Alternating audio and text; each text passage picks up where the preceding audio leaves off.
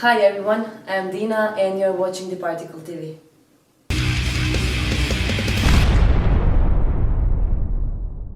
Hi, Glenn. Hello there, Dina. Hi. Good afternoon, where it's morning time. Yeah. Good morning to you and good Thank you. afternoon to me. Good day to me. Yes. Well, we can begin with one question. If I got it right, you became the member of the band in 2018. That sounds correct, yes. Okay, but I hope you don't mind me asking something about the band's beginnings, if you can answer me that. I can certainly try. Okay, maybe when was the band first founded, and about some influences and inspirations of the band, having in mind that the band started in 80s. So maybe you can tell me something interesting regarding that. I believe it was started in 1983, if I'm correct, and that was started by Freddie. He's got a lot of heavy punk, speed, thrash metal influences that I think originally he was a speed punk influence sort of idea. And it evolved over time. The final chapter, it was the 10th studio album. Yeah. So, there's been a lot between the beginning and up till now. And, he's really the driving force, Freddie. He's the main songwriter. He's the boss. That's the way I like to see it. Great. We're all a band, of course. We all have our own, our own input and our own say and stuff. But it's got to be up to a Necronomicon standard, of course. Of course. Recently, you released the 10th studio album, The Final Chapter. Why is it called The Final Chapter, if I may ask? I think it deals, possibly in the beginning, some people were worried that it might have been like the final album for the band or something like that, or maybe we might be closing up shop and hanging up a towel or whatever. Yeah. But it's really it's a journey of like self-discovery. Basically, there's a lot of blood, there's a lot of sweat, there's a lot of tears. There's it's, and in the end, you get offered something for all your hard work, and maybe it's not what you get offered, maybe isn't exactly what people would consider great, but to see something through and to bring it to completion is just really I think that's the main vibe of the story. Okay, great. How was the feedback? The feedback for the album? Oh, it was great. Yeah, the people really responded well to it. We released it on El Puerto Records through Matt Bischoff, and he's done a lot of good, he's done a lot of good work for us, promoting it and supporting us and everything. And yeah, people are responding well. Great. Do you maybe have some videos in mind, soon to be released? We have a few that are out right now. Yeah. They were a lot of lyric videos that came out through the album company. And, those came out great. They did a great job on them. We've got like I think a 20-minute medley or something like, no, a 10-minute medley. And then we've got we've got one video for Purgatory. We have one for Walls of Pain. We have a couple other ones as well. And they came out really great.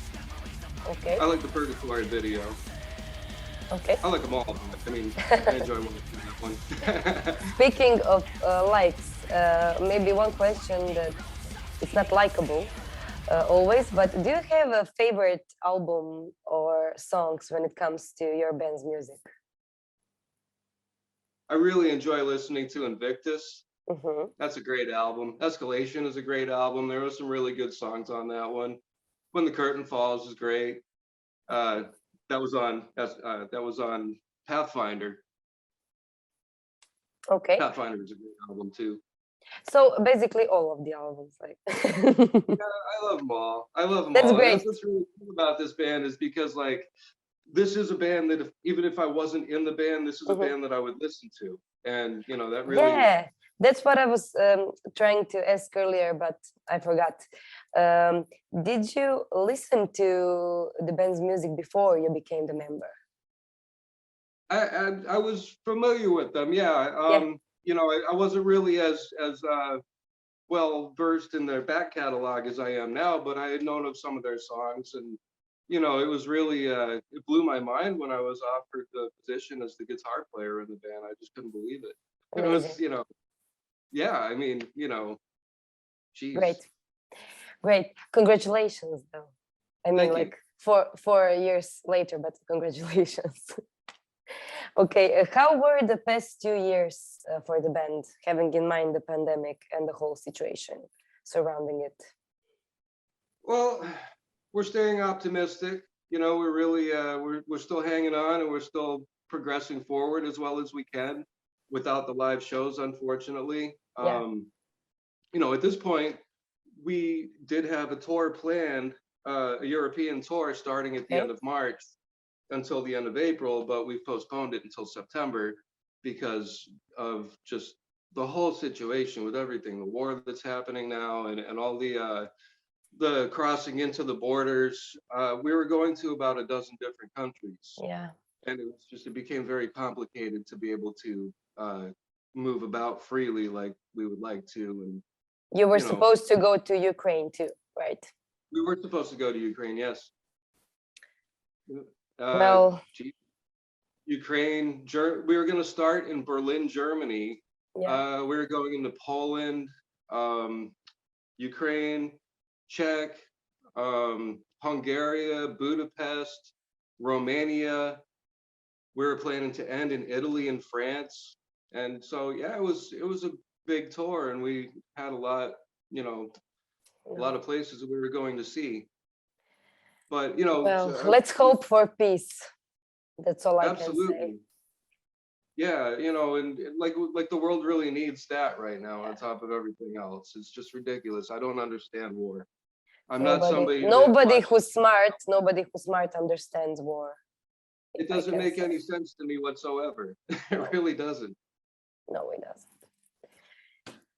So we will not speak about plans because you can't have any plans these days, these horrible days. But we can talk about now and the past, and maybe some wishes and ideas for the plans. Well, so what? We are actually in the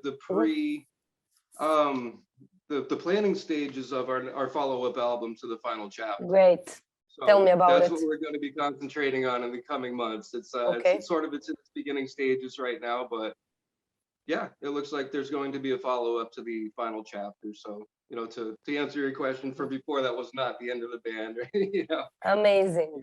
Yeah. Then do you have some materials or some ideas for the next album? Yeah, Freddie's already, as far as I know, Freddie's already got quite a few ideas for the direction that we'd like to take on this one. Mm-hmm. And I feel like it maybe sort of go in the direction of Invictus. You know, this nice hard-hitting, fast, aggressive, in-your-face metal, you know. And you know, Freddie likes to refer to the final chapter as metal on red alert. And you know, I think we're gonna have that same vibe, of course. You know, we're still gonna have that energy. Great. And, you know, yeah. Great. Well, when you reflect on the past, when you think about the past, what would you say were the biggest achievements of the band? The biggest achievements of the band. Yeah. Invictus did very well as an album for them. They actually, we've recently released Invictus again through Metal Scrap Records with Anatoly, and that's being released on a few different colored versions of vinyl and stuff like that. And, you know, there's you know, that's a great album, and I think that was a high point for the band. And of course, the legendary, you know, the first albums that came out really made their mark on like cult followings, you know, and I think that's a great achievement in itself. Great. You know, they've been around since '83, and it's still valid today. Of course, yes, that's the point. Congrats about it. Having in mind that you're mainly a thrash metal band, what would be your comment on the world thrash metal scene or metal scene in general? How would you compare it to the 80s, the 90s? I think it's different, but I think in a lot of ways it's kind of the same too. I mean, obviously in the 80s, if you were in a big band, you know, it's still a status thing, but it just seemed like people were more hungry back then. I think a lot of people nowadays can just make a recording whenever they want, and whether they're a good player or not, they can have a great sounding recording. Where, you know, in the 80s or the 90s, and even still today, but you know, I think it was harder to express yourself back then because, you know, Pro Tools and computers and, you know, add-ons and whatever, those weren't available to anybody. You had to go to a studio, you had to have somebody backing you up, you had to have money, you know, and you had to really know your material. You couldn't be just wasting your money in the studio, wasting everybody's time. Today it's a lot different. Anybody with a computer can record something. Yeah, You know, that's true. and yeah, everything is more available today. yes. And cheaper. Yes. Yeah. You know, luckily, like with the recordings that I've been on, I don't really usually have to go to the studio because I'm able to do them myself. That saves a lot of time, and that does save a lot of money. And you know, that's not to say the things that I record are the greatest sounding things on the planet, but I am capable of doing that myself from home. And you know, when I record, I can send my files to people, and you know, you could have never done that in the 80s or 90s. No, you couldn't. But there were some other specific things and stuff that made you curious and I don't know, relevant. You know, it's different. The times I wasn't even born then, but I can only guess how different it was. You know, I wish I was born, if I can be honest, and enjoy some bands that I can't enjoy today. Well, I think I feel I'm lucky in that sense. I was born in 19. You are. So I envy you. Mean, even as a little kid, I was one of like the original Kiss fans. You know, I was running around at 5 years old, with makeup on my face. That's what I'm talking about. Exactly. Yeah. Exactly. You know, and then as I got older, I got to see like the bands that came up, Metallica and Motley Crue, and you know, like all those original heavy bands that came out, you know, early 80s and stuff. Of course. It was a great time period to grow up, for sure. It was. I mean, we can still enjoy that music. That's the point. That's the point of it. So yes, that's important. Does Necronomicon have some dreams and wishes still? I'm sorry? The band, does it have some other dreams and wishes? You can speak about, of course. Or do you think that you have everything you could possibly dream about? Has ever done a U.S. tour. So I think the guys in Germany would be happy to come here and play America. You know, I think that was something that they haven't done yet. I don't think so. You know, I think that's certainly something that we're planning on for the future. And you know, we've got a few other things in the work too. We just signed with a new management company called Split Screen Entertainment. Tarja and Kimo, they're doing a really great job with us, setting us up with opportunities and, you know, giving us some ideas and directions that we can take that'll make the band bigger and stronger and, you know, bring us out worldwide. Great. Amazing. I hope you'll succeed at everything that you dream about. Having in mind the distance, I didn't ask this, but how do you manage? That's I mean, that's a very good question as well. I mean, you know, Freddie and Marco were in Germany, and our drummer Rick lives in Canada. And you know, of course, I'm here in the States, which isn't really unheard of for a certain amount of bands, you know. So what we do is when we have a scheduled tour, like we have been planning, we'll get there like a week or two early and run all our rehearsals before we go out on the road. You know, Okay. Okay. and that's when we do our in-person rehearsing. Otherwise, we do everything with file transfers. You know, when we recorded the final chapter, Rick went to Germany, of course, and recorded all his drum tracks. Okay. And you know, a lot of the stuff was done in studios in Germany, and some of the stuff was done here as well. You know, like I was able to record all my solos myself and send them, you know, and put them into the album. Great. So, and rehearsals in general, not before touring, but you know, like daily rehearsals or something like that. How do you manage that? What I do is I play along to the CDs a lot.